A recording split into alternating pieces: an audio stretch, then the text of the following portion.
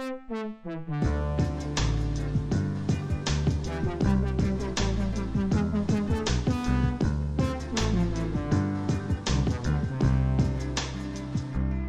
about the stories behind the studies of the well-being and happiness world.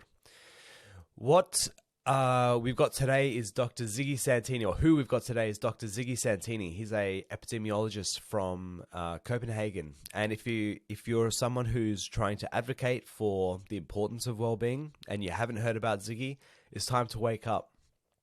Ziggi and his team have worked on some really great papers, just very, very referenceable papers, basically, showing the economic and health benefits of having high levels of well-being. And that basically you see these benefits across a range of different indicators increase sort of in a dose response as well-being increases. So,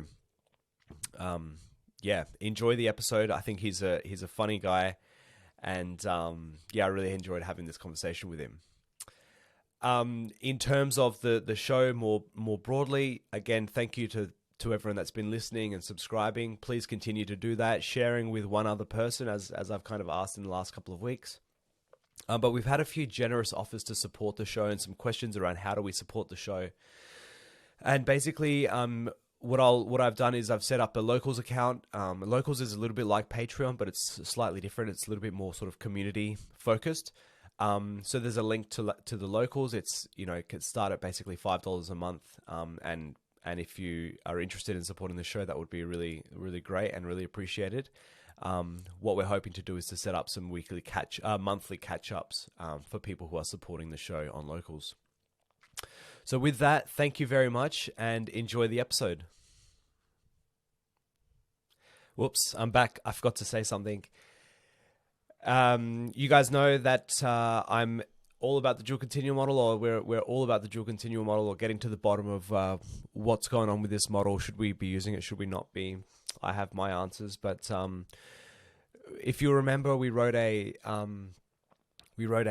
commentary article, basically arguing for the dual continuum model recently, basically saying that we think that it actually strengthens the future of positive psychology as a field, more or less. When I posted about that on social media, I got a comment from what I was calling my boy Ziggi Santini, who said, actually, I see where you're coming from, but I disagree.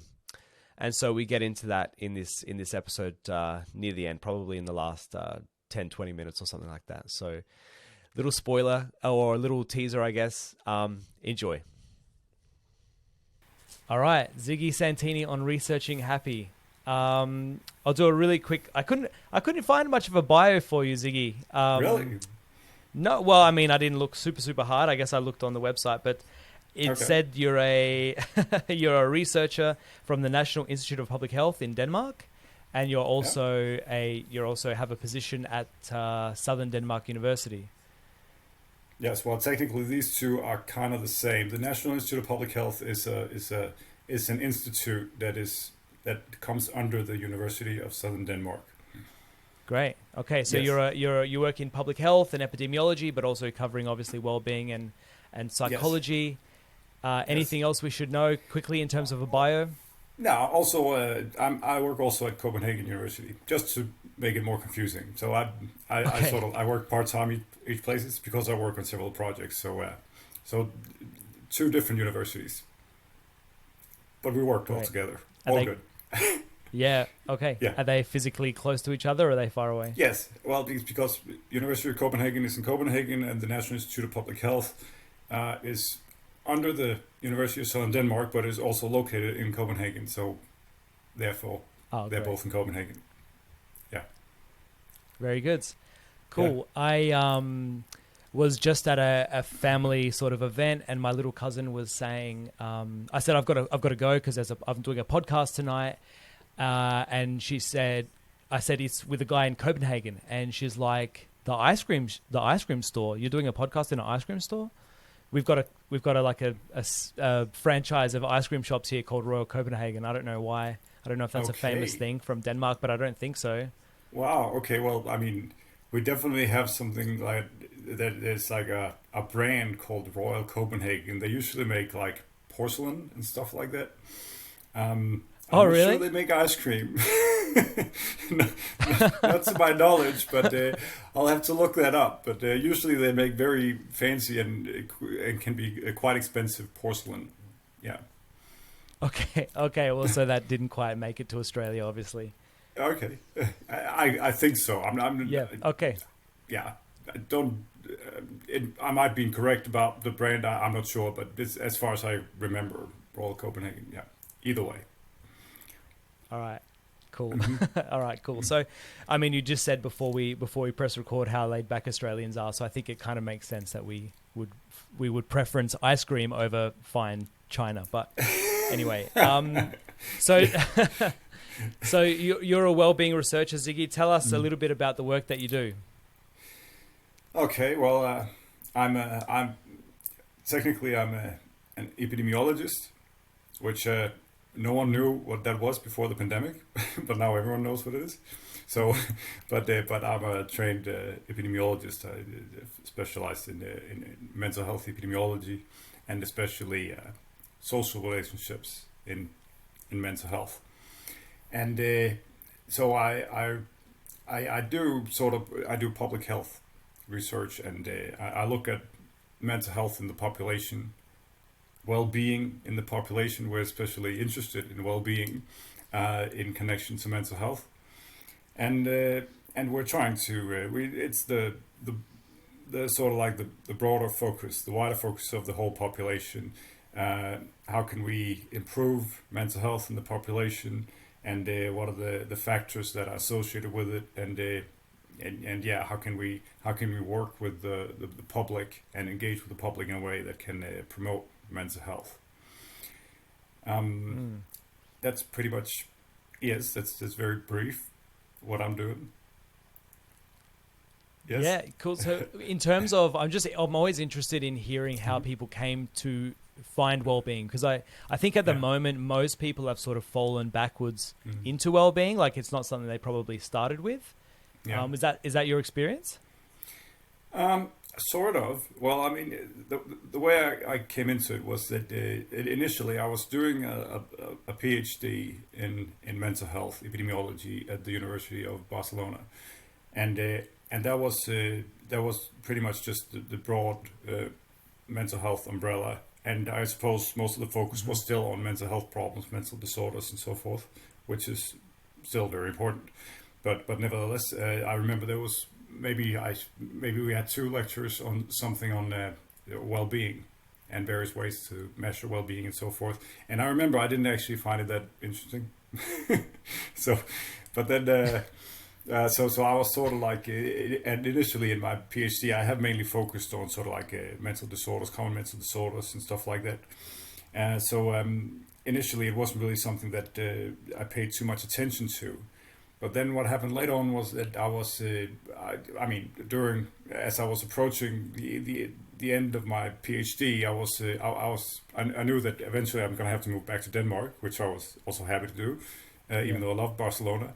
But I would have to move back at some point in time, and naturally, as would anyone, I started to look for what was going to be my career pathway when I moved back there, and I connected on LinkedIn with a person called Vibeke Korshed. She's now the head of institute at the Institute of Psychology at University of Copenhagen, where I also work now. But she was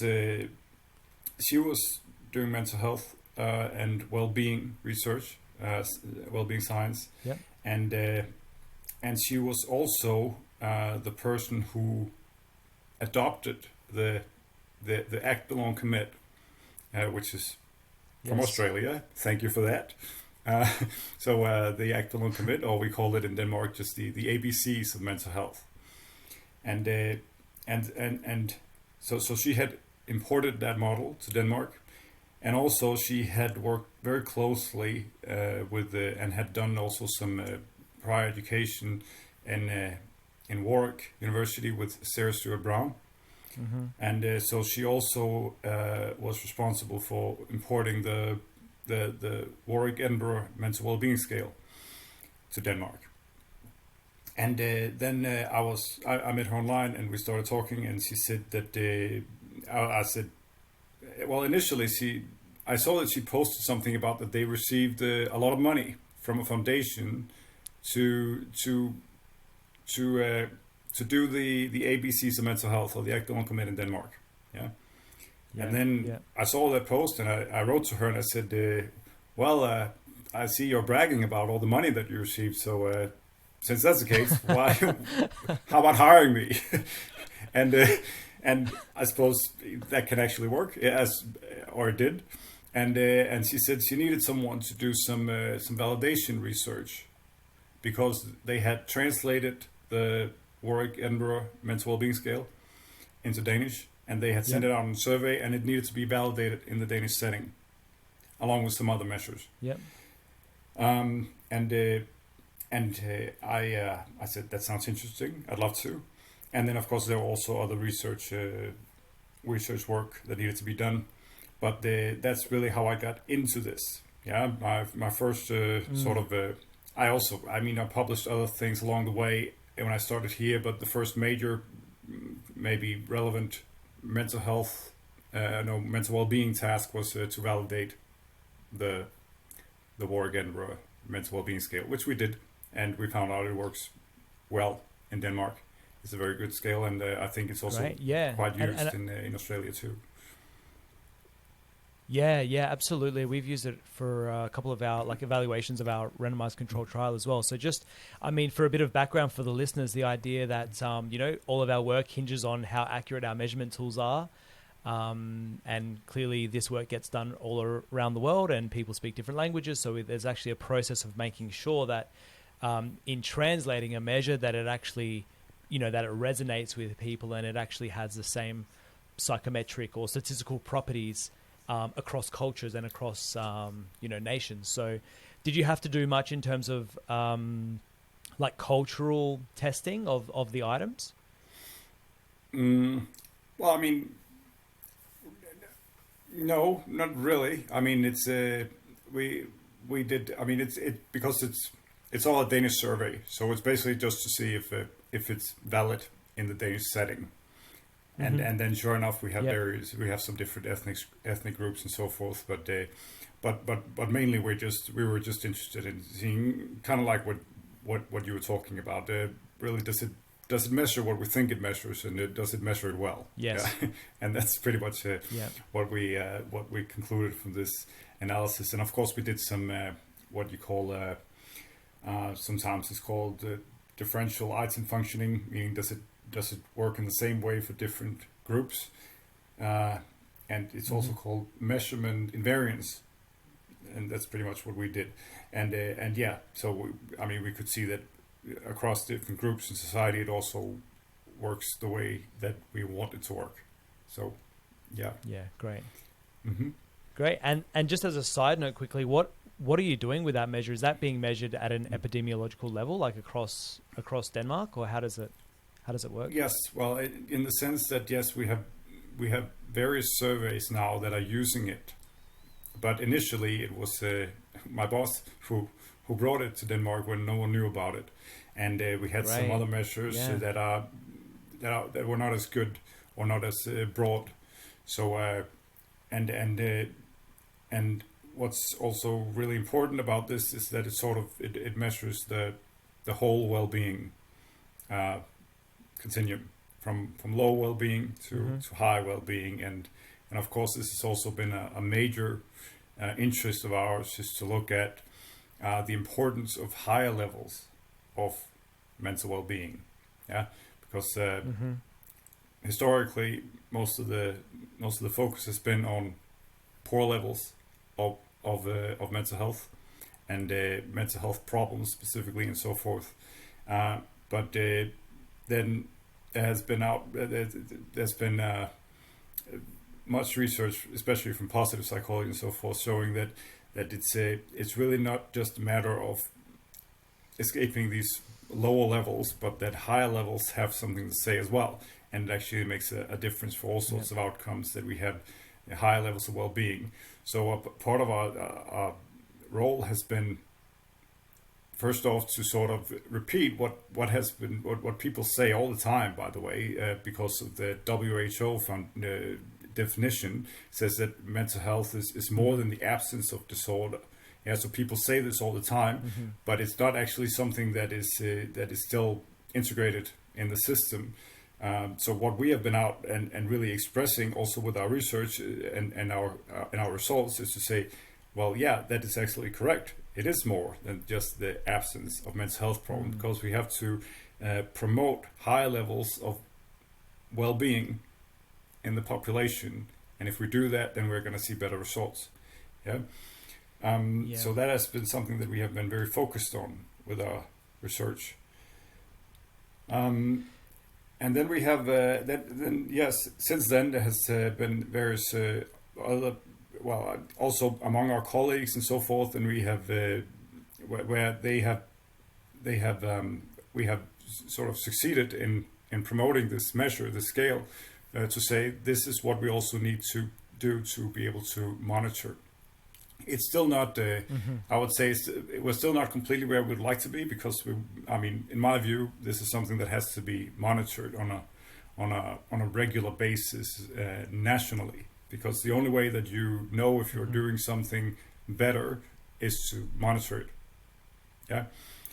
Sure. So and a nation would have to do that on a regular basis to know quite simply, are we going in the right direction, or are we going in the wrong direction? Yeah, so we still have a lot of work to do, but that said, we do have several other population surveys and so forth where they are taking this scale and using it, and that's a very good start. Great.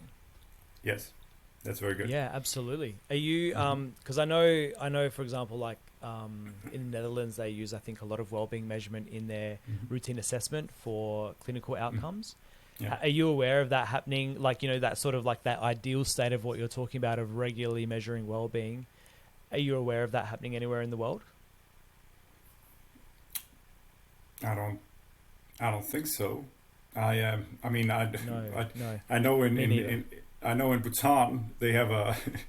I know that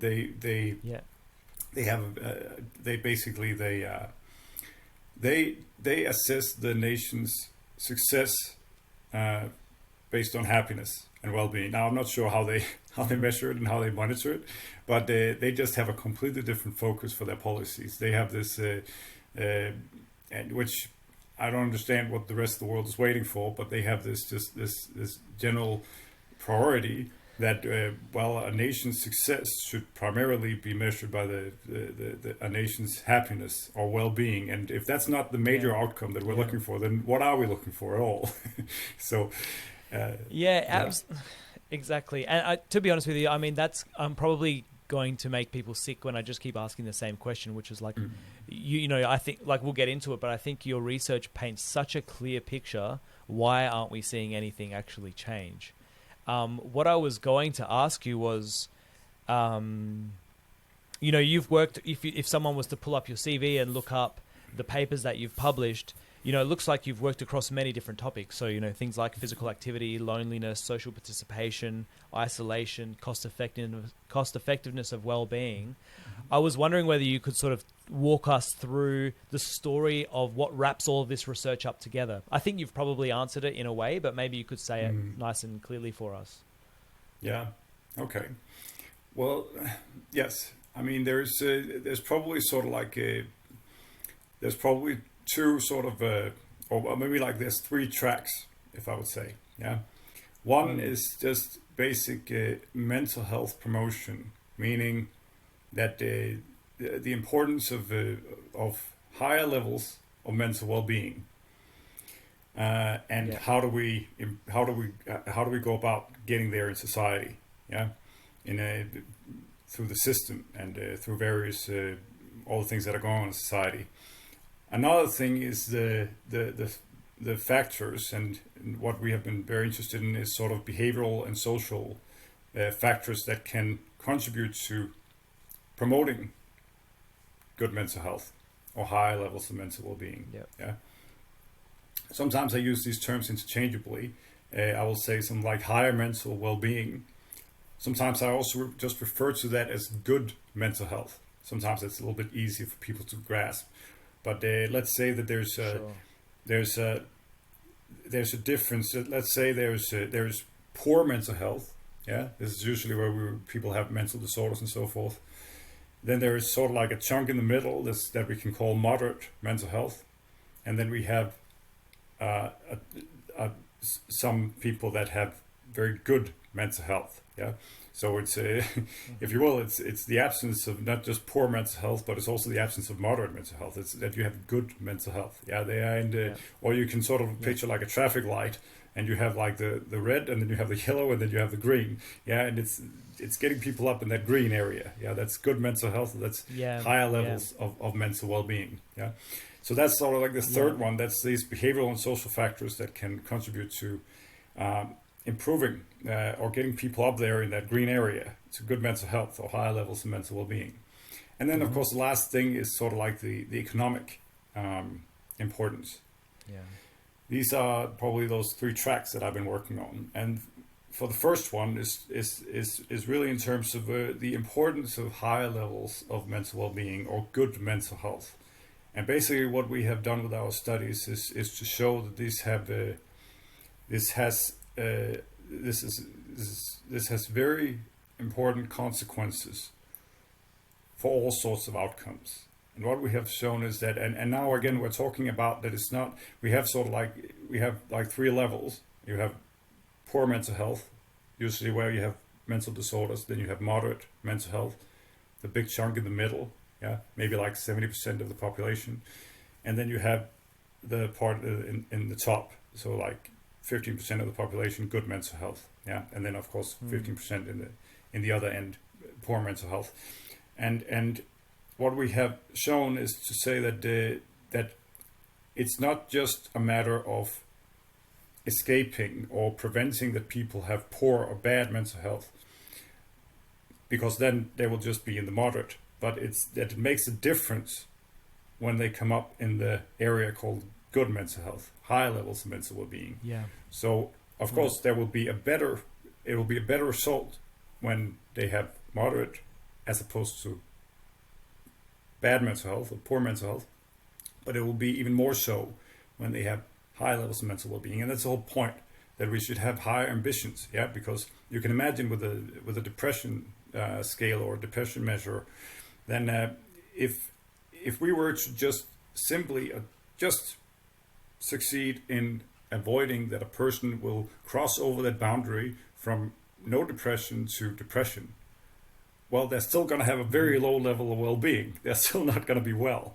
Yeah, yes. They will just not satisfy the criteria for having an active depression. Yeah, but they will still be they will be in a very bad state.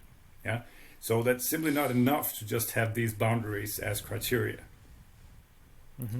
And so what we've been trying to show with our research is to do exactly that. And then we have showed that the higher levels of well-being, the better the outcomes. We have shown that when you have higher levels of well-being, well, you have the healthcare costs are lower, both in terms of general physicians, outpatient treatment, inpatient treatment, medicines. So healthcare utilization is lower. We also showed that the sort of like the benefits, social benefits. For example, if you are on sick leave, then you get a compensation from government, at least in Denmark. Yeah, these are also lower, so the government has to compensate less if you have high levels of well-being. We also showed that the productivity costs are lower with high levels of well-being. And that's based on number of sick days, sickness absence away from work during a year, and we can say that these we can see that these the costs are also much lower the higher well-being. Every time it's showing the same sort of like dose response relationship, or the same stepwise, that moderate is better than low, but higher is better than moderate and low. So the better your mental health is, the higher mental well-being is, the better the outcome. Yeah, and these are just what we have been able to show is productivity costs are lower in terms of sickness absence, but we also know that the association with not just absenteeism but also presenteeism, those costs are much lower as well. So presenteeism is like when you are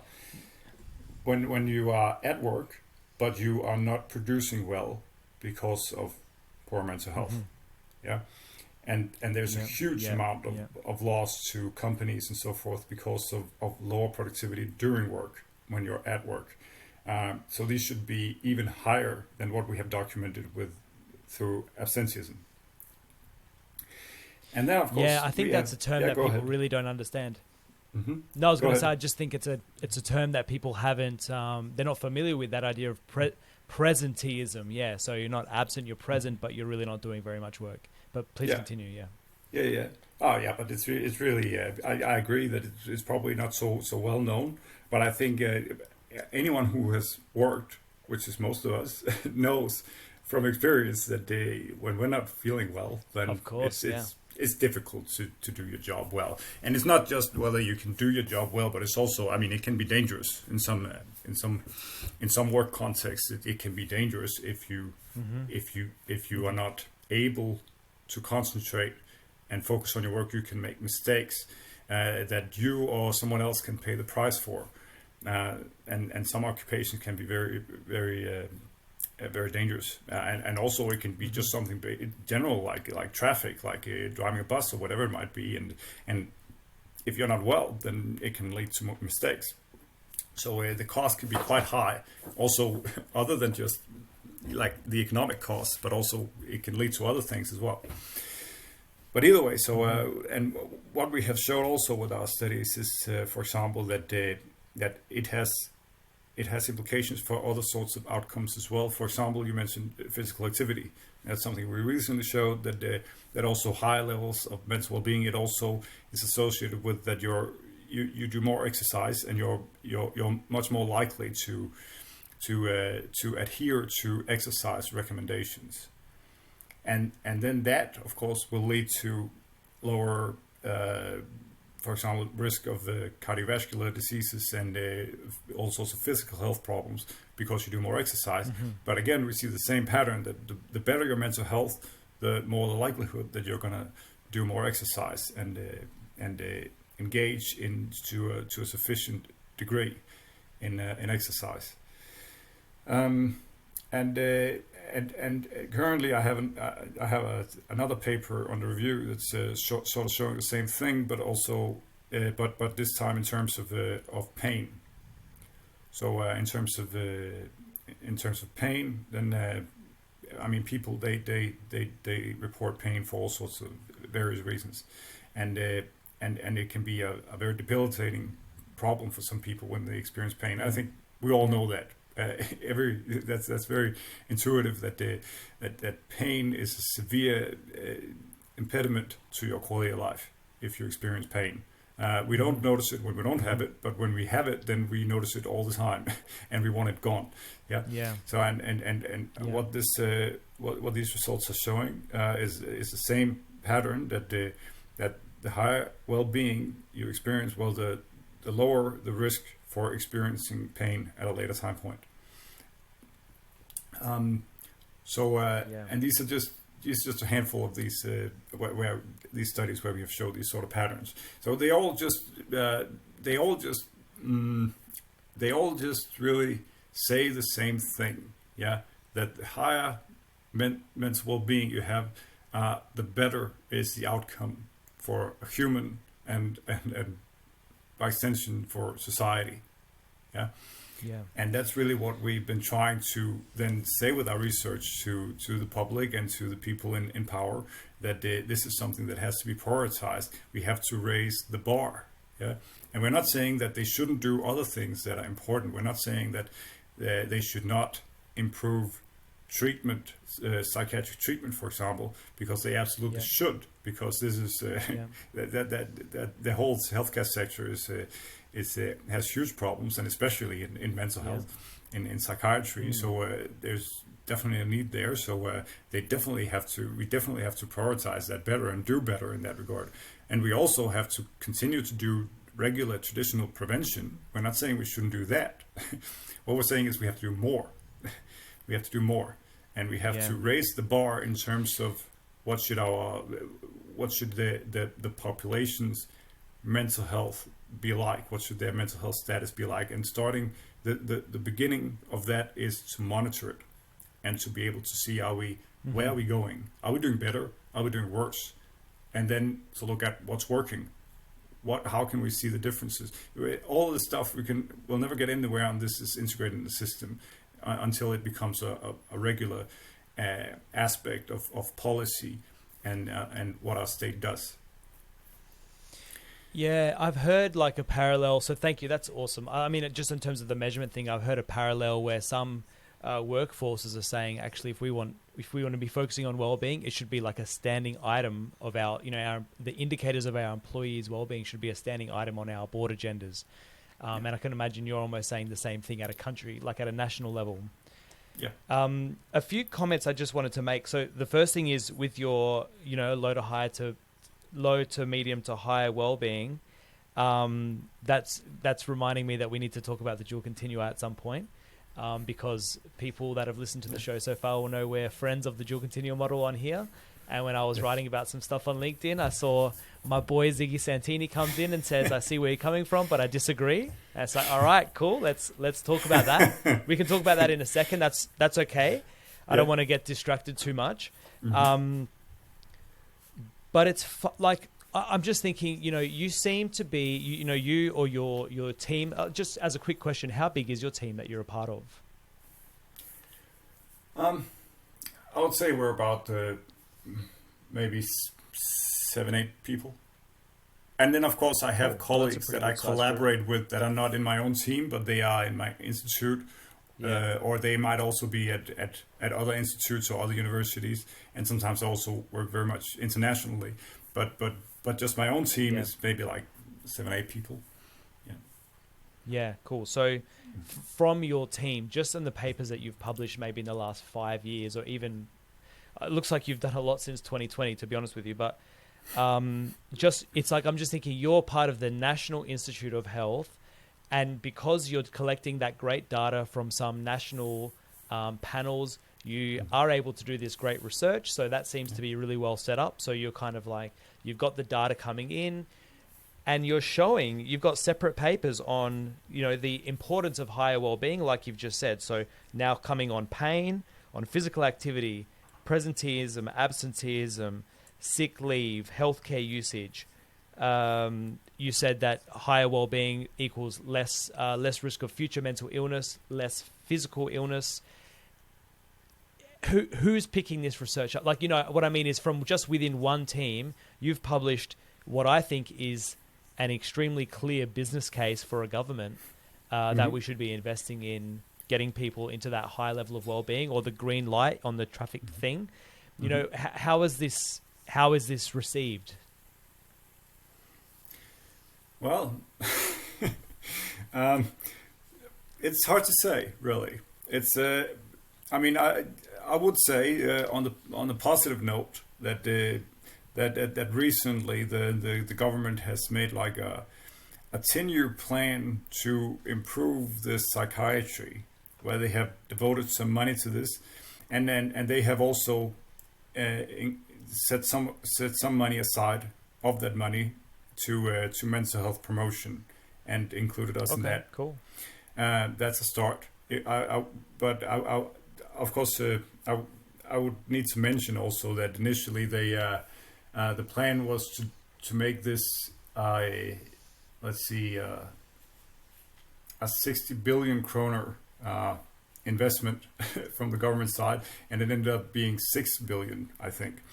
And yes, and there was various reasons for that, but just to say that there's pretty much agreement that this is not the whole thing, but then you never know when the government comes back and says, okay, now we're going to follow up on this, and now we're going to do it right. You never know that. We might just be chasing a rainbow, so we don't know it. But there was definitely some disappointment and some but nevertheless, that was part of it. So we know there's been some there are some people that are listening. But on the other hand, I would say that it's always difficult with politicians because they focus on the things that they think is most likely to get them reelected. Yeah, and it's always difficult with this stuff that we're working in prevention and mental health promotion, because for this stuff you also have to have patience. This is long-term investments. Yeah, and politicians, they generally just focus on 4 years. At least in Denmark, it's an election period, and that's it. So they have to show results. Yeah, they have to show results in those 4 years. So there would always be some kind of like a lack of incentive for them to really think long term, and that's a major problem. Mm-hmm. That's a major issue. So, but then of course, and then I covered now track 1. I didn't get to track 2. Maybe I'll skip this for now and we'll return to that. But then, of course, that has also led us to skip step 3, or track 3, which is the mental health economics. Because we know that the one thing that the politicians will listen to is money, and its costs, and its savings. So we have known for quite a long time that unless we start speaking their language, then we're not going to get anywhere, because they're not going to speak our language. Yep. They're not going to come to us and say, "Oh, well, how about you tell us about the various psychological outcomes, multinomial logistic regression." Yeah, that too, and all that, and it's just not going to happen. Yeah. So, and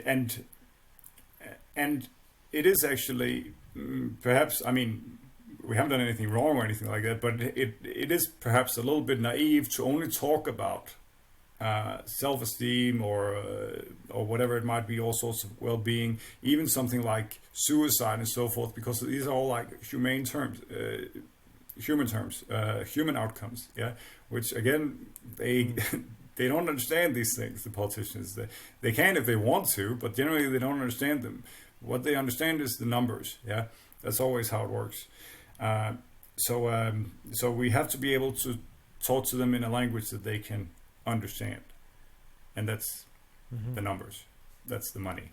At the moment we are working on mental health economics and well-being economics, and that is really the next step, I think, to get anywhere. And what we're doing at the moment, and I think your neighbor New Zealand has also gone in that direction, although I don't want to comment on their government form or their current government at all, but just to say that there has been some, whether they're doing it well or not so well, they have prioritized some well-being in their policy, and the same is the case for the UK. What we're doing at the moment is that we are pretty much adopting that method. It's called subjective well-being valuation. It's putting a value on well-being. It's an approach to put an economic value on well-being. So our project is called the Open Social Value Bank, and that is going to be a value bank that has a value for well-being. And when I say well-being, I mean in this case life satisfaction, single item overall life satisfaction scale from 0 to 10. How satisfied are you with your life as a whole nowadays? And then rating that from 0, very unsatisfied, to 10, completely satisfied. And then this is an approach to basically put a value on it. We use something called the discrete choice modeling, which is a very common in economics. It's an approach to value non-market goods. In this case, what's different is that we use life satisfaction we use this discrete choice modeling to put a value, not just using financial, for example. What you usually do is you just have like people ask people what value they're going to put on this kind of commodity, and that will be in dollars or kroners or whatever it might be. In this case, we're using life satisfaction instead. They put a value on that, a life satisfaction value, and then we relate that also to what sort of income they would associate with various levels of life satisfaction. In that way, we can arrive at an estimate for the economic value of one life satisfaction point. When the literature is called a wellbeing, that's a well-being adjusted life year. It's 1 point of life satisfaction for one person over 1 year, and that's really putting a value on it. And then the idea is to look at various social factors and figure out that, for example, if a person goes from not being lonely to being lonely, in theory, how much income would we have to compensate that person for in order to achieve the same amount of life satisfaction? And in that way, we can have not just a value for well-being, but also a value for what, for example, is loneliness worth, or the cost of it, or the value of escaping loneliness. So our project is it's called the Open Social Value Bank, and it's going to be a value bank with a value for well-being, for what is one point of well-being worth, and then it's also going to be a value bank with all sorts of social factors. Really? Yes, because these are the things that are usually not. They are so. There are no values for them in society at the moment. That's why that we never see any difference. Because there are no values, and we need values for them. So in this case, we can have a value bank with economic values for all these various social factors, and that can be used for social interventions and so forth. Because when someone wants to do a social intervention and these values don't exist, then it's impossible to say, well, what's going to be the value of this social intervention? And when you can't do that, then you can't persuade a policymaker or a decision maker to invest in this social intervention, because you can't show the numbers. And we have I can give it a perfect example of this. So we mostly in our work we do wellbeing interventions sort of at the individual level, so psychological skills training, that sort of thing. And we've developed spent a lot of time working on a program that's called the Be Well Plan. And if anyone's listening interested, you can listen back to the episode with Joep van Achteren, who led that work. And we can say we saw significant improvements in well-being, significant reductions in distress. That's meaningful, but people don't really care, the people that we're trying to influence that you're talking about, Ziggy. Then we can go to so it's statistically significant, whatever. The effect size, we can talk about effect sizes, but people sort of still don't get that. But fortunately for us, I think someone's done some similar work to what you're mentioning with the Warwick Edinburgh tool out of the UK. And what they said was, their analysis shows basically for every point in improvement in the Warwick Edinburgh score, so someone's total well-being score, if they took a measure before and after the program, that's associated with X amount of dollars. And so it's still a crude thing, and obviously we're not in the UK, and all the money came from sort of the UK, data. But basically what we could show was that our improvement, after even correcting for the control group, the improvement in well-being from our program was akin to like $4,000, meaning that a government would have to spend $4,000 to see that amount of improvement in someone's well-being. And, obviously our program costs like, $200 or $300 or something. So that makes it very easy for us to illustrate the case for the value of this thing, which statistical analysis and effect sizes couldn't get us that clarity. Right. Excellent. So that's a really exciting project. Yes, it sure is. And you can see exactly the difference, because if you're also, for example, with our tool, it's going to be able to, there'll be a calculator to do sort of like what we call a social CBA, a social cost benefit analysis. So you have the traditional cost benefit analysis where you just look at the budgetary advantages or benefits of an intervention, and that's, for example, the things the lower costs to the public purse. For example, if someone will become employed or so forth, then these are budgetary savings. Yeah, these are the things that usually go into just one of these traditional cost-benefit analysis. But then what we're doing is called a social cost-benefit analysis, or sometimes it's also called a well-being augmented cost-benefit analysis. And what you do there is that you have that traditional cost-benefit analysis with these traditional budgetary effects and so forth. And then you have that extra element of the value of the generated well-being itself.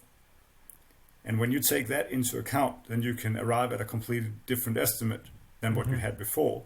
And for example, with just a traditional CBA, you might arrive at the conclusion that, well, the cost of the intervention was higher than the benefits of it. But as soon as you take the value of the well-being itself into account, then the benefit will outweigh the cost. And that's a huge game changer. And I mean, exactly. Sorry. I was going to say, like, I wonder how far you can go with this, because I think about the downstream impacts of having improved well-being, like you say.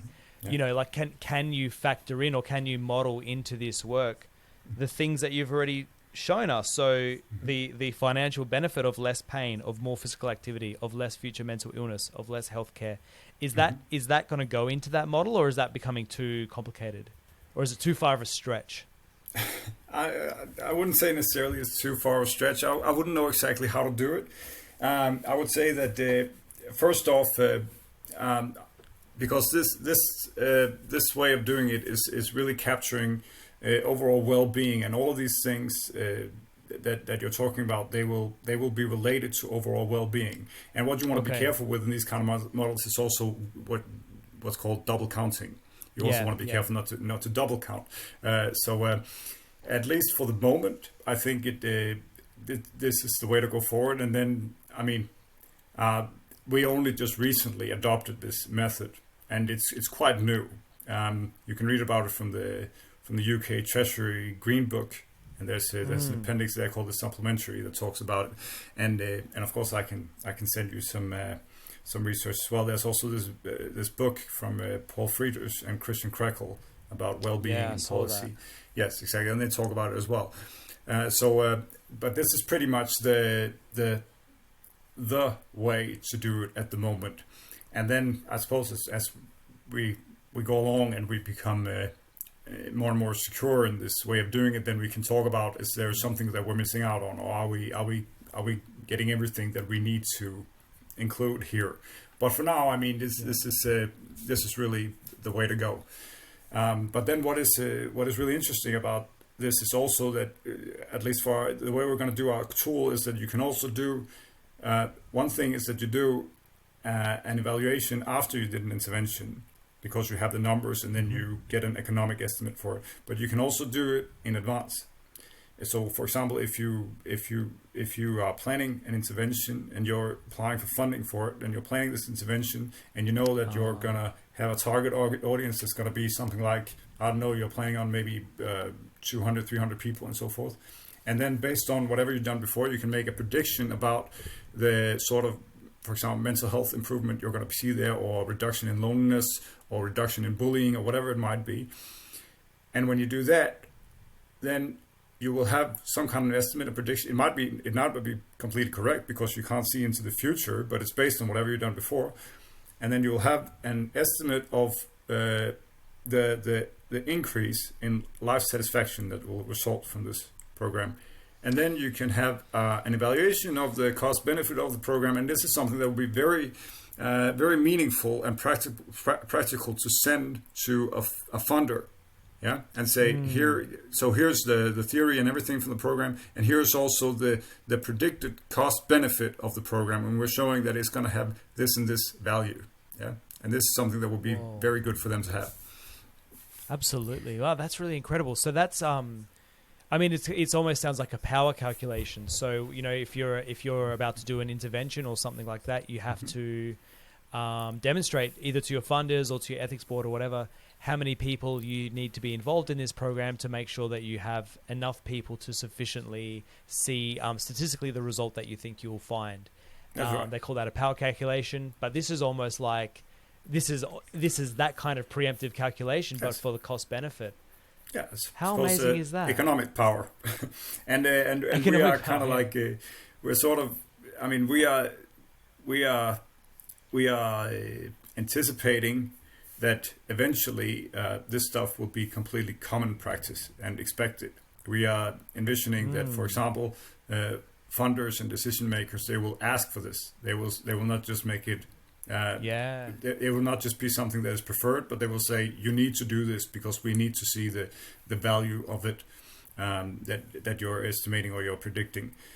We need to know the worth in order for us to make a proper decision, an informed decision. Great. And so the work that you're working on now, how will that be generalizable outside of Denmark, or will it be mostly contained within like the economics of Denmark? Yes, well, I mean, we are planning on making it for the Nordic countries, so that means Scandinavia, and also like Iceland and Faroe Islands, because the culture here is pretty similar, and then. Well, let's start there. So, but and then of course we know it's already going on in England. We know they're doing something in New Zealand, and then then for other countries, who can say? But at least for now, I think that we're doing it for Denmark, and then I would say that these estimates or these values, they can be transferred to other Nordic countries. And then I suppose when we see how if it's going to be as popular as I think it will, then that we can talk about it by then. And if I'm wrong, then in 5 years you're going to ask me, and no one's going to know about it because everyone because it wasn't a success. But I don't think that's going to be the case. So, but let's start with the Nordics. No, me neither. Mm-hmm. That's cool. And so I'm pleased to hear that you're expanding it from more than just life satisfaction as well. Mm-hmm. Yeah. Yeah. Cool. Can you? And so. Yeah. Oh, sorry. Okay. Yeah. Can you elaborate, or just what were we going to say? What do you mean? Oh, I mean, just you said that you were including other indicators in that evaluation. So it's not just about putting a dollar value to a single point on life satisfaction, that you'll also be using it for other measures as well, right? Absolutely. No, but I mean, the point is that it's going to be for the benefit of the social sector, where it's entirely lacking. It's actually the funny thing is that the social sector is sort of like ironically behind, because even in in other sectors, they have certain ways to assess the economic consequences of something like various things that might affect your quality of life. For example, they have values or methods to assess, for example, if you live close to an airport or live close to a wind turbine, and it has a certain amount of decibel, it's noisy, and they have a value of like how do they, for example, need to compensate you for if they're building something like that close to you or something like that. So even in these sectors, they have these ways to incorporate this, but in the social sector, this is almost entirely. It's really at the moment. It's really just sort of like feel the wind where it's going, and then they put a lot of money into all sorts of interventions that they have no idea if they're effective and if they're worth the money. So that's really what we're trying to change. So it's definitely not just. I mean, of course, that's a huge thing itself to put a value on well-being, but then it also has to be associated with all the different social changes that we want to, that all sorts of groups in society and foundations and this and that they are trying to improve. Yeah, because of course society is a multi-system of all sorts of various things that can harm your mental health in various ways. So all these different factors have to be taken care of. And we already have these people doing that, but they're lacking the economic method to be able to deal with it properly. So they're lacking this. So when they don't have it, then they might not achieve the success that they actually deserve for all the work they're doing, because they're doing fantastic work in trying to improve society in these various ways. But it's sort of like, it's almost like an unfair advantage. Yeah. So we're trying to correct that by improving the state by providing these social values, so it's sort of easy to work with and so forth, so people can actually use them in whatever they're doing, if they're working with young people, adolescents, or older people, elderly, or people that are in crime, and so forth. Whatever it might be, whatever social problem you're talking about, there has to be a value for it that people can use, so they can get that a helpful tool for them to be able to get further. That's really what we are hoping to achieve with this. Amazing. And just for context, I guess, how resource intensive is this project? Because like you say, it's really exciting. The implications are potentially huge. But I can imagine it's not like super resource intensive. I don't know. I mean, we are a team. We are a team of 4 different organizations. I represent University of Copenhagen. And then there's Rambøll, that's a consulting company in Denmark, and also internationally. Then we have an association, an NGO called Economists Without Borders.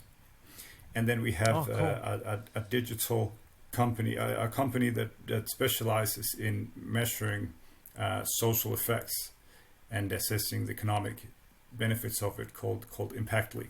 And so we are these four organizations that have partnered in this project, and we have received a good sum of money, not a huge sum of money, but a good sum of money to work with this. And I wouldn't say that this is I would say it's relatively low on resource demand. So no, I wouldn't say that it's something extraordinary in that sense. It's just new. That's all. I mean, but the benefit, the advantage for us is that we're not inventing this ourselves. Yeah, the method is already there, so we're lucky in that way because we don't have to come out and persuade someone.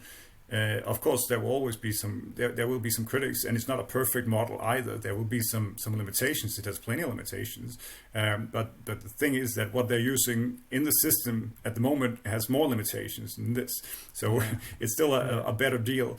But either way, it's something that is already accepted and used by the UK Treasury.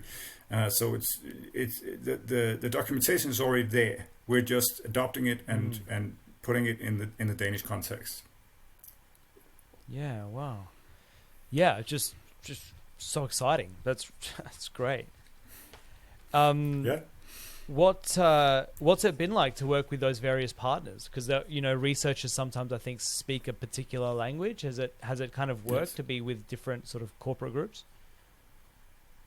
Yes, I would say so. It's a good experience. I would say it's necessary with these types of partnerships, and it's also something that both my boss and some of my colleagues have been also very focused on talking about in their research, and that is that these sort of like intersectoral partnerships are really necessary in order to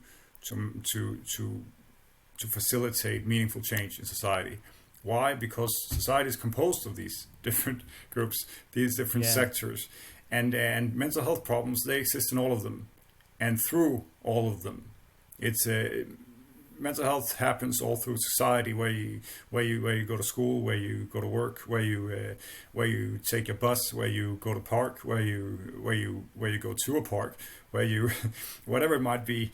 So you really need to have people from these various sectors to be able to approach the problem from their different perspective, and then meet with them and collaborate with them to tackle the issue.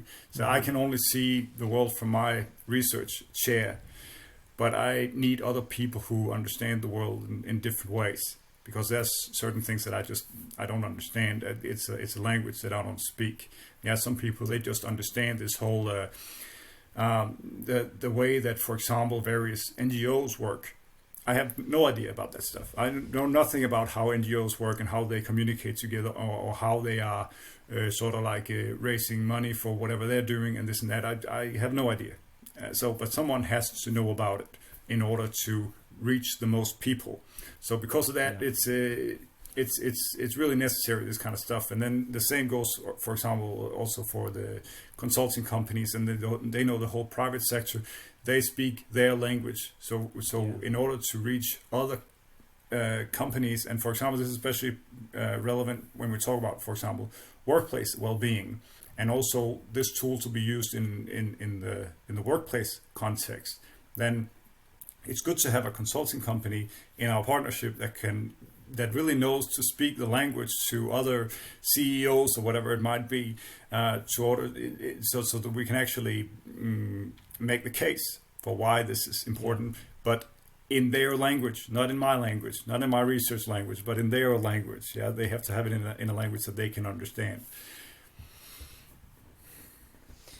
Yeah, no, I it speaks to that idea. I think that like the traditional idea of a researcher really doesn't exist anymore, and maybe can't exist anymore. And you strike me as someone who's definitely on the edge of working out sort of modern ways of being an effective researcher. So I mean, congratulations. That just sounds like such a cool project. So, so you sort of, okay, so you said you've got 3 streams. The first stream is around the importance of higher well-being. So, you've like got a lot of studies that are checking that off. Now, we've just talked about the sort of the economic return from higher well-being. So you've kind of, I guess, to really sort of simplify it, you're saying well-being is a very important thing for people to have. And number 2 is that you will eventually find all these economic benefits of well-being. Then the third is, how do we actually build well-being? What are the factors associated with high well-being? Am I very good? Am I understanding that correctly? Yeah, sort of like, or let's say it like this. We are working with one particular model that is, of course, not the whole solution, and that is there's no one perfect answer that addresses everything. But we're working with one particular model that is very close to my heart, and that is also even closer to you, because it's the Act Belong Commit. Yes, it's the ABCs of mental health. Yes, and we love it. And the Act Belong Commit is just sort of like it's a little bit of magic, honestly. When I first came to when I was first doing my PhD, I was specializing in social relationships. And then later, when I came to Denmark, then they had adopted the Act Belong Commit for Denmark, and I quickly realized that my entire specialization was focused on the belong part. Yeah. And then, of course, there was the Act and the Commit. Yeah, and can I just pause you for 1 sec? So the Act Belong Commit. Yeah. Just tell us maybe a little bit about what it actually. It's a public health campaign, right? Yeah, that's correct. That's correct. Yeah. And well, it's really it's 3 principles or 3 behavioral domains, 3 principles that we know through decades of research that these principles are incredibly important to mental health. They are completely central to mental health. Yeah. And the first one is act or keep active. Yeah. It's keeping active in various ways. So it's like it's physical activity, but it's not just physical activity. It's also keeping mentally active. So something that requires your concentration, or something that inspires you, some in various ways. And it's also keeping socially active and spiritually active. Not necessarily religious. It can be religious, and lots of people are religious, and we know that has benefits. But it can also be spiritual in your own way, and it can also be some people, they have a much looser definition of spirituality, and it can also be just something like that gives you peace. For example,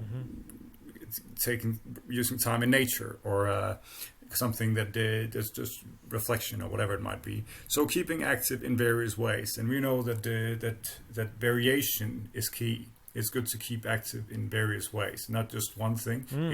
You can also do that, and that will still benefit you, but variation is good.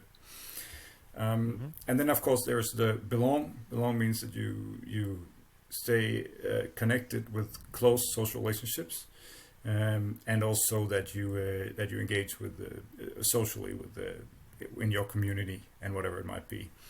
And then of course you have the commit, and commit means to commit to something that is meaningful. So that could be either like a personal challenge, it could be like learning a language, an instrument, playing an instrument, and it could be also be something like for example,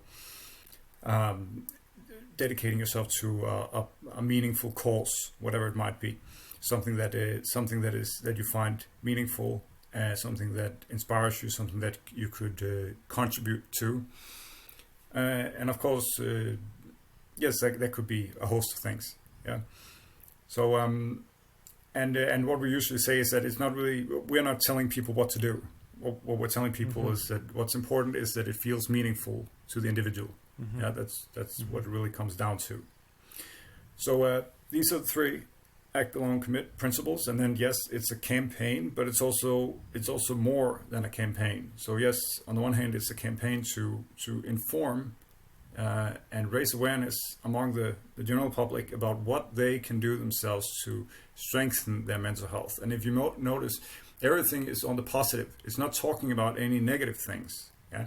And that's not because the people are not allowed to talk about negative things in terms of mental health. They are, of course, allowed to do that, and it can be helpful to do that as well. But sometimes what happens is that all the focus is on the negative things, but it's not providing any tools to actually get where you want to get. Yeah, it's a little bit like you can imagine like a company that wants to grow, but it's only talking about bankruptcy. And so where are you going to get, if you only talk about and focus on bankruptcy, you're going to go bankrupt. Yeah. But you have to focus on where you want to get. Yeah. Yeah. And how do you get there? And the other thing is that it's also much less heavy. It's lighter to talk about something positive, something you can do. And these principles are something that pertains to every single human being on this nation. And on this earth. Yeah, these are just general things. No one is excluded. This is something that everyone can do to some degree, and they can find a way to implement it in their own life. Yes. So it's that. It's a campaign, but it's also what we have experienced, because this is the ABCs of mental health in Denmark is a collaboration between many different municipalities and organizations and NGOs in Denmark, and they all use this campaign, and they are raising awareness about the ABCs in their own respective communities and settings and to their own different target groups. It's basically what you call a social franchising approach, where we have like this basic elements of this model, but then each of these partners, they work at sort of like a franchise where they take it in and then they use it in their own setting, in their own way, in a way that makes sense to their personal audience and their goals and so forth. So, and what we have experienced from this is because that otherwise, without something like this, then mental health becomes a very difficult thing to work with. And we're talking about community organizations and municipalities. We're not talking about psychologists. We're not talking about people in the psychiatry. I mean, they can use it too, and we would like them to do that. But we're talking about people that are not otherwise trained to work in mental health. So how do you get someone who's not trained to work in mental health to work with mental health? Well, you have to give them a framework to work with that. And what we have done is or what the ABC, what the Act, Belong, Commit does, is it gives them three things that they can focus on. Where, because if you ask someone otherwise, what is mental health? In a room full of people, one will say, well, it's about this, it's about suicide. Another one will say something completely different. It's about eating disorders. Someone else will say, well, it's about how you grew up. So people will just say completely different things. So this one, what it does, it gives like a simple framework with 3 general principles about how people can actually work with mental health promotion. It doesn't mean that none of this other stuff doesn't matter, because it certainly does. It's very important. But it gives them like 3 practical things to work with, where they can say, okay, so this is what we're talking about when talking mental health promotion. Yeah? We're not talking treatment, we're not talking clinical treatment or whatever it might be. We're talking about how to do mental health promotion in your local respective community or whatever. And then you have this framework where people say, okay, it's about something about how to get people to get active and keep active in various ways. It's about their social connections, and it's about a little bit something that's meaningful. It doesn't have to be a lot, but just a little something that gives you a sense of meaning in your daily life. And that's it. Yeah, cool. And so is this is this an ongoing thing, the ABC, or is it a discrete, Yes. is it within a certain month or something like that?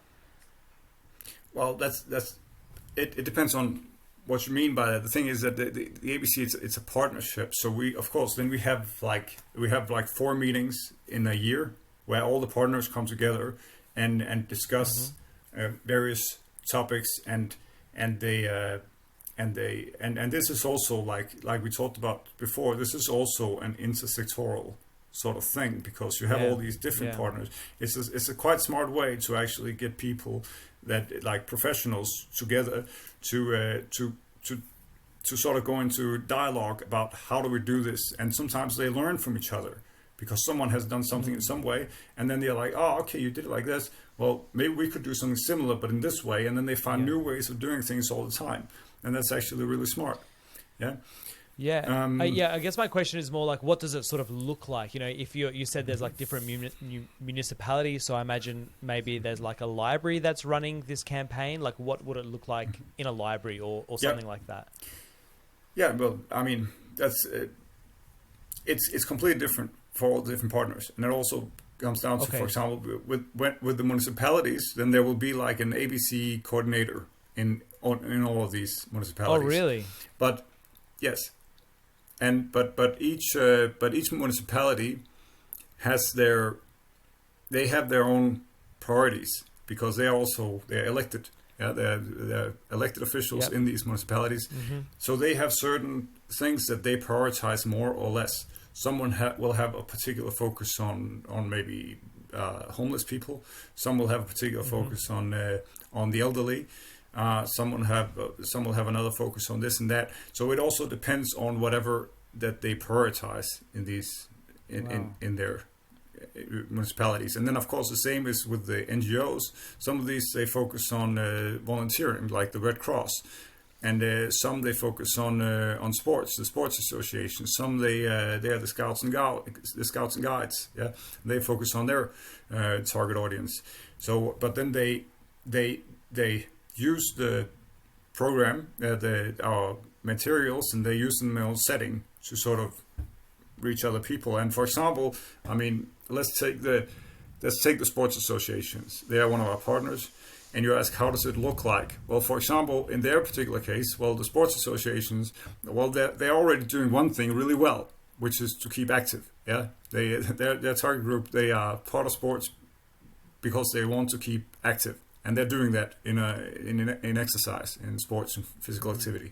So, but then there are 2 more principles, and these are also equally important: belongingness, and also something meaningful, something to commit to. So what they've been focusing on is how do you work on turning up these 2 other principles, these 2 other factors, apart from just activity. And I don't know if maybe you had these experiences yourself, but you can imagine if, let's say you started up in a group doing some kind of I don't know, what's it called? This new thing where you do all the different kinds of exercise. Like CrossFit. You have a CrossFit. Very good. Thank you. Exactly. It's just an example. But let's say you joined a CrossFit group. You feel like you want to go and do exercise, and you join this group. And then you imagine you go in there, but when you come in there, people already know each other, and they are sort of talking to each other, and there's just one who says hello, that's it, and then maybe there's a facilitator who also says hi and come in, and we'll start in a minute. And then everyone is pretty much talking to the people that they know. Yeah, no one is really paying much attention to you. No one is asking your name or where you're from. Yeah. Then you start to do the exercise, and at the end you stretch out and whatever. And then the same people talk to each other, and no one is really talking to you much. Yeah. And then you leave from there, and maybe it was an alright exercise, but you leave from there sort of like with an empty feeling, because no one saw you, no one heard you. You didn't really feel received at all. And what is the likelihood that you're going to return to a group like that? Maybe some people will, but I think most people, they will not find it particularly appealing to go back. And it's difficult enough as it is to motivate yourself to go and do exercise. So what they've been focusing on is how do we create the good welcome for a person to have sort of like a model for how to do it.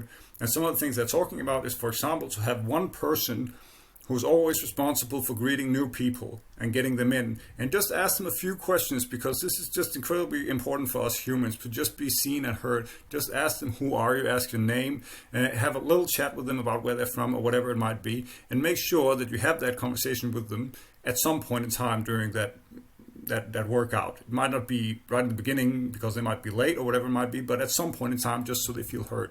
And another thing they can do, for example, is to make sure to switch people up.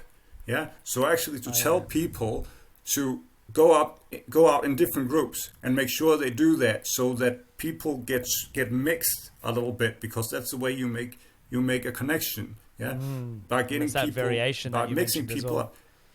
Exactly. Yes. So, and this has made tremendous difference for them, because this is really, really, one thing is that, because in prevention and so forth, we always talk about that we need to get more and more people into doing exercise. But one thing is getting them to show up and do exercise. But how about making sure that they also stay there? This is equally important. Otherwise, it doesn't really matter if they go there once and then they can never come back. So it's really important. So this is one way that they have used the Act Belong Commit to get this into the organization and work with sort of turning up these other factors in there. Yeah, cool. I mean, how I didn't realize how flexible it was. You know, that this could be, this was really like a set of general principles that could be applied in such a diversity of ways. And maybe CrossFit is so popular because it kind of already aligns to some of those the principles of Act Belong Commit. I did join a CrossFit gym for a while. I really liked it. This was just an example. Yeah, I mean, it could be anything. Yeah, no, really. I think it really could be anything. Yeah, no, but I think they were an example that probably. Oh, sorry. Yeah.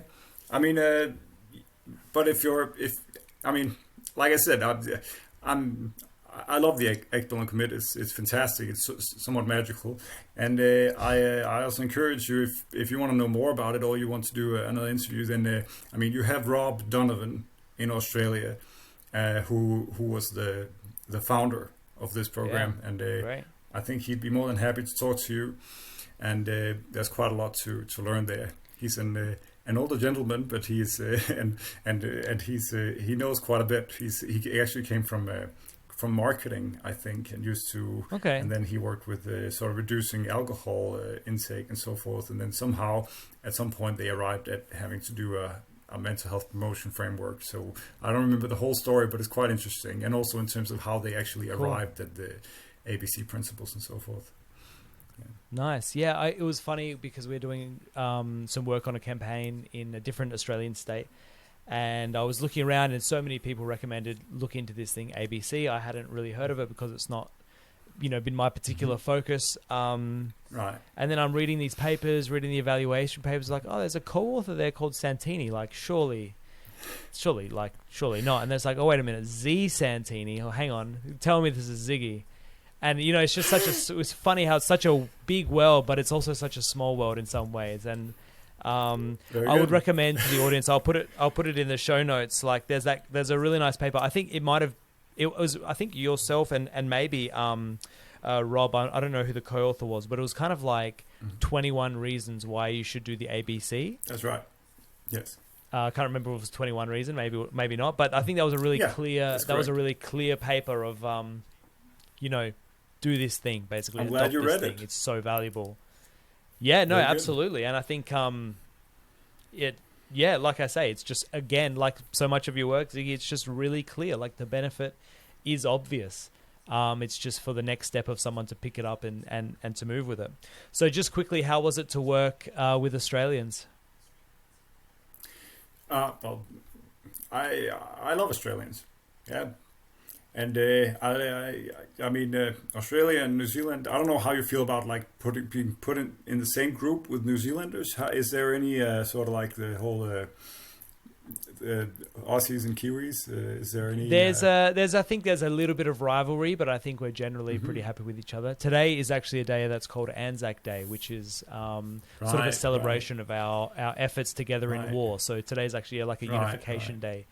Very good. That's just a funny, funny side note. But initially, I did my bachelor's degree in Wellington, in New Zealand, at the Victoria University. So I have been down that way. Is that how you know Paul Joes?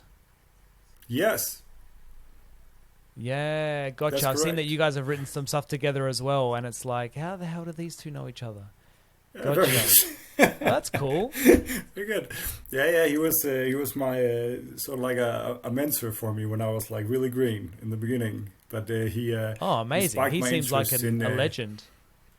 Oh yeah, he is. He's fantastic, and he taught me about mediation and moderation, and of course he's an older gentleman, an American, and I remember I met him in the elevator once going up in the Institute of Psychology at Victoria University, and I said to him, this lecture you had on moderation, that was really interesting. I really found that inspiring. And he said, yes, it's moderation is the answer to the whole world's problems, he said. And then we went up the elevator, and I was standing there, with that a little bit of an awkward silence when you're in the elevator, and we didn't know each other so well. And then he turned around and he said to me, I was just kidding. It's half of the world's problems, because the other half is mediation. Nice. It's a bit of a dry sense of humor, but hilarious, very funny character. So, but he's fantastic. He's a very good scientist, and I still collaborate with him to this day. So yeah, I mean, I saw that you guys published in the Lancet just recently, I think. Oh yeah, that one, right? Yes. Pretty cool. just like that's just so easy to publish. Yeah. Well, you're not too bad yourself with the whole the nature. Oh yeah, we're trying. No, that's you already cool. Did, so. Mm-hmm. Yeah, that's true. Yeah. That's true. Also been projected in plenty of places too. But no, that's awesome, Ziggy. So I really appreciated your time. The one thing I promised that we would go into now was the dual continuum model. But before we go there, is there anything else you wanted to cover around your work or? No, I think we covered it pretty much. I mean, it's. I mean, you can go on for ages, and we'll never get to the bottom of it because it's just an unending thing that needs to be explored and experimented with and delved into. So we're not going to reach the end anyway. So I think this sufficed for now.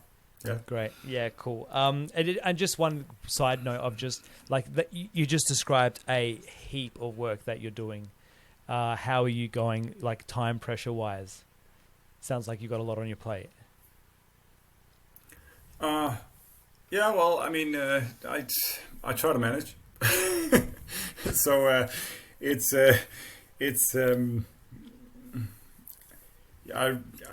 it's really hard to say. At the moment, it's okay, yeah. And but I mean, I'm working on 3 different projects, but they don't require full-time dedication as far as I can tell. I hope so. Otherwise, I'm going to have problems later on.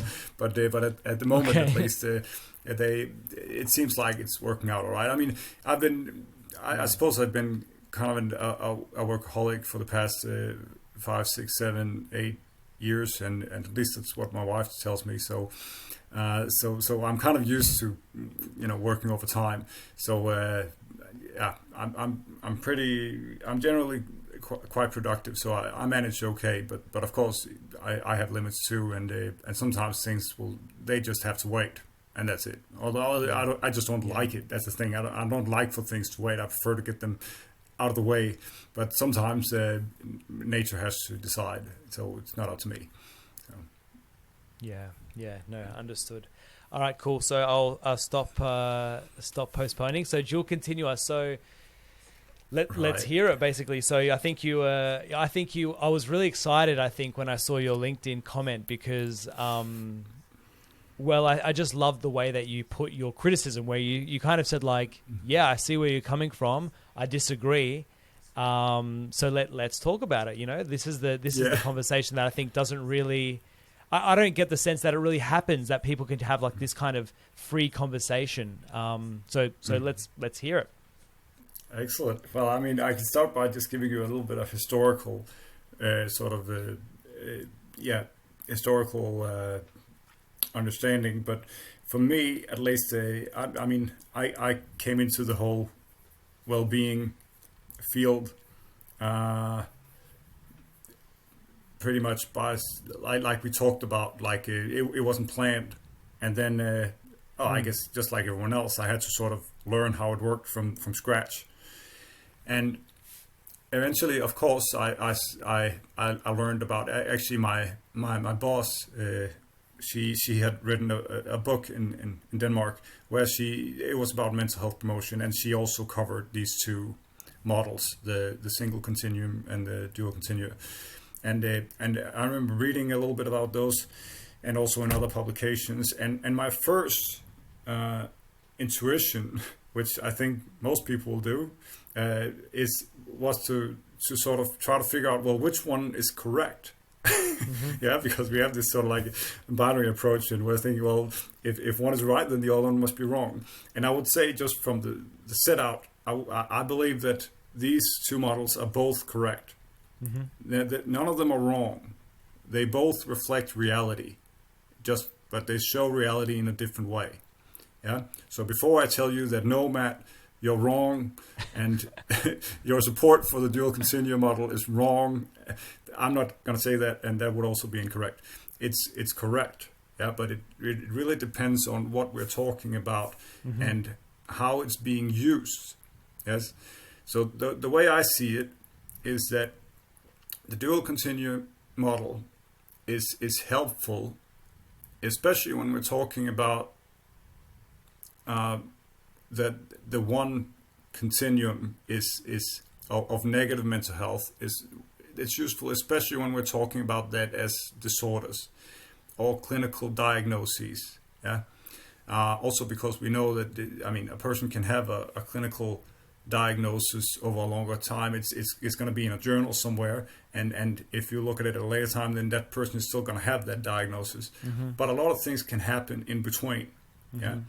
And that's why it makes a very big difference that a person can have, of course, varying levels of well-being over that time where this person has a mental disorder. And the same would go for a person who does not have a diagnosed mental disorder, that their mental well-being can also vary. And they might, when their well-being is going down, there would come a time when they would qualify perhaps for a mental disorder, like depression, for example. Yeah? But they are undetected. They don't have an official diagnosis, but they're going to be there somewhere. And then, of course, conversely, when a person has a diagnosis, but their well-being goes up, well, that's what we call recovery. Yeah, that's when a person is doing better. Yeah. But then this is not the whole story. And I would say that it also depends on types of diagnosis that we're talking about. Yes, it does. Where both of these models are going to be more or less relevant. Okay. So about the single continuum model, I tend to like this for its simplicity. Okay? Because overall, mental disorder is defined as not feeling well and not being able to function well in your daily life. Yeah. Yep. And mental well-being is the opposite. Yeah, it's feeling good and functioning well in your daily life. It's basically the opposite. And then, of course, it comes down to also what we're talking about when not feeling bad and not functioning. Not feeling good and not functioning well in your daily life. And the correlation between those two is going to differ. But either way, no matter what we do, I think if you are having an active mental disorder, no matter what it is, and you're very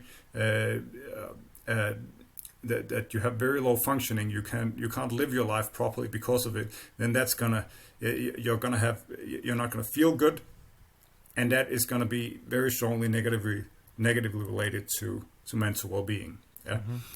Mm-hmm. And one of the reasons that I believe that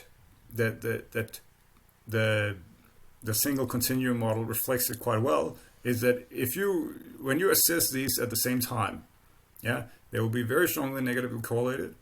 And I would say that the negative correlation is so strong that would speak against to continue, because they're simply too strongly correlated. I think we would have to have something that is actually quite poorly correlated to be able to talk about two different continua.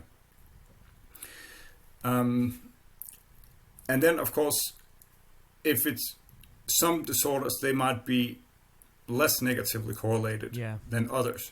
I think something like depression will be very strongly negatively correlated with mental well-being. Then you might have other things, something like, I don't know how symptoms of schizophrenia, for example, would be correlated with mental well-being. I have no idea. There's also other things that are like, let's take something like autism. I don't know. But in my opinion, I'm not even sure we should call autism a proper mental disorder, because that is really just, more recently people have started calling it like neurodivergent. Yeah.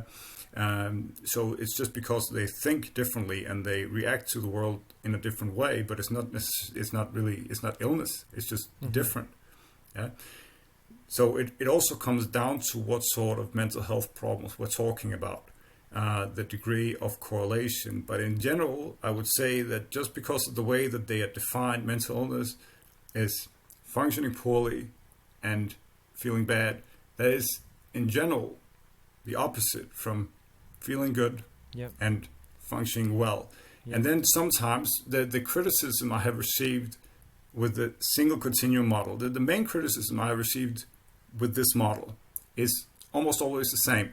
It's that some people, they react to it because they find it discriminating, or they find it stigmatizing. Yeah. And I can sort of understand that, but what people have to remember about the single continuum is like it's a general model of where people would usually be located, and then in this low end, you might say that in this low end, there you usually would have people with mental disorder. We don't actually mean that people have to be there. It's not in order to put people in a box and say, well, people with mental disorders, they are there always, and that's fixed. No, but they will tend to be there. That is 100%. Yeah, they will tend to be there. If someone has, and I could see that with our research as well quite clearly. But people that have low well-being, well, they will also tend to qualify for a depression. They will tend to be there almost always if it's an active depression. If it's a diagnosed depression that they let it recover from, well, of course, then they're not going to be there, right? And that's also my point, because sometimes I have shown this single continuum model in my presentations, and what I have done is I've just changed the wording. So instead of writing just in that low part, say mental disorder, then I write, well, mental disorders tend to be here, but they can be other places because they can. And then we're actually talking dual continuum model in some way, but it's dual continuum model in the single continuum model. Yes. Yeah. So and that's why that they both have a part of the truth. Yeah. Yeah. Yes. Very cool, Ziggy. Oh, sorry. You had more? I think that was it. What do you think? Yeah. No. I mean, that's how I see it. Look, I completely agree with basically everything that you said, which is a shame. I thought you were going to start calling me names and telling me how dumb I was, but sorry. That's okay. Trust me, I'm happy this way. I think you nailed it. You hit the nail on the head, which was like the dual continua is. This is actually something, like you said, it's something I've been wanting to write for ages, but just haven't had the time or the chance. But the dual continua is true under certain circumstances, and the single continua is true under certain circumstances. And those circumstances include the way you're assessing mental illness or mental health, the way you're defining each of those two concepts, the type of mental illness that you're talking about for sure, and then whether you're thinking at the population or at the individual level. And I think that, the single continuum, I think it was made probably most famous by Felicia Huppert in that 2005 paper that she wrote. You always see that sort of the population curve of mental health. That's at a population level. That's, I think, how she meant it. And I think that's probably how you mean it as well when you said, people tend to be here. I completely agree. I think everyone would agree with that, even Corey Keyes. But it's when you go to the individual level, I think, where you see more variance in people's kind of like position along the continua. So yeah, I mean, I completely, I'm with you. Oh, the other variation is probably the other factor that comes in is probably also the time frame that you're factoring in, which I think you sort of already touched on already. If you're saying, in the last minute, how happy were you and how sad were you, or in the last week, how happy or sad, the more time that you allow into that measurement, the more potential for overlap there could be.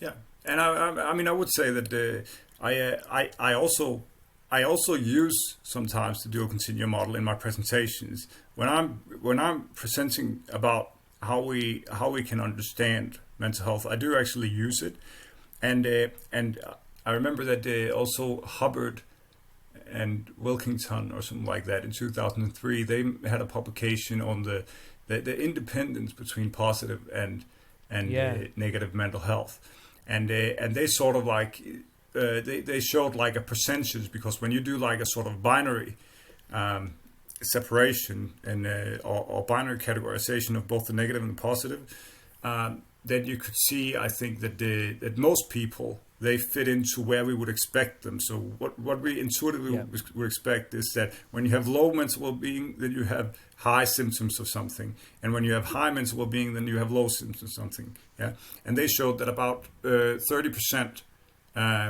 they were either in that group, or another 30% was in that group. Yeah. But then what they also showed was that for the remaining, like about 15% was in that third group where we wouldn't expect them, that had high well-being and low symptoms, or 15% was in that other group where we wouldn't expect them. Yeah. Low well-being and high symptoms, I think. And so I show that in a graph, just to sort of explain people how mental health can vary for people, and they wouldn't always be where we would expect them, and in that way it's quite useful. But apart from that, I would just say that maybe my own main reasons that I'm not too crazy about the dual continuum model is because I just find it a little bit confusing. I think it's not so easy to understand, and that's why I sort of prefer the single continuum, because I find it a lot more straightforward. I find it more simple and intuitive as a general model, but the other one is useful too. But I just have a preference for something that is more simple and intuitive, that people can more easily and quickly understand. Yeah, look, I see where you're coming from. That's probably the bit I will disagree on, I guess, respectfully, obviously, is that I'm not sure that simplicity is the virtuous ideal when we're communicating scientific ideas. I understand, of course, that it can't be too complicated. So I get what you're talking about. Probably depends, maybe in the presentations I give, the dual continuum model gets 5 minutes of the talk, whereas, for someone like yourself, you include it and maybe it gets 1 minute of the talk. So I understand there's a difference there too. What was I going to say?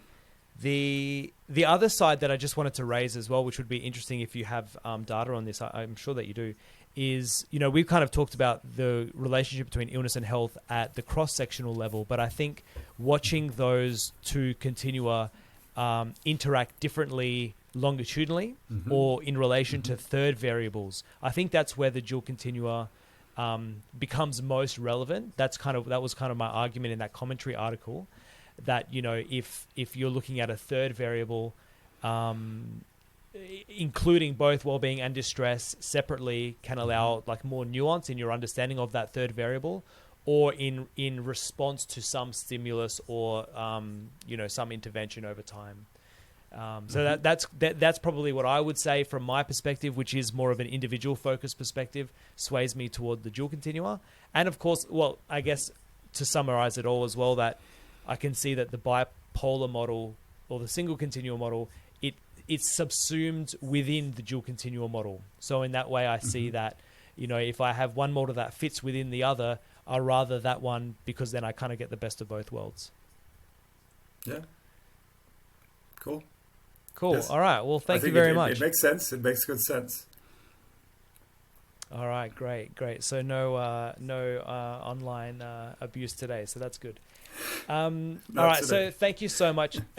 All right. Cool. Oh, maybe next time. Thank you so much, Ziggy. This has been really fun. So, really appreciate it. Keep up this amazing work. I'm really going to I keep pretty close tabs on the work that you're doing, it turns out. Because I'm just really impressed, and just so great to have someone in the world doing the work that you're doing. So really appreciate it. Thank you. Thanks for listening. All right. No problems. All right, a big thank you to Ziggi Santini. I think you will agree with me that Ziggy and his team are just onto some powerful stuff, and just useful for the rest of the world. I think that what's going on over there is just, they're going to show the world how it's done, basically, and I'm completely envious that they've got the setup that they have in Copenhagen, and hopefully we can do something like that in Australia. So thanks for listening, and remember to share this with one other person who needs to hear the message, or Ziggy's message. Other than that, thank you so much, and see you next week.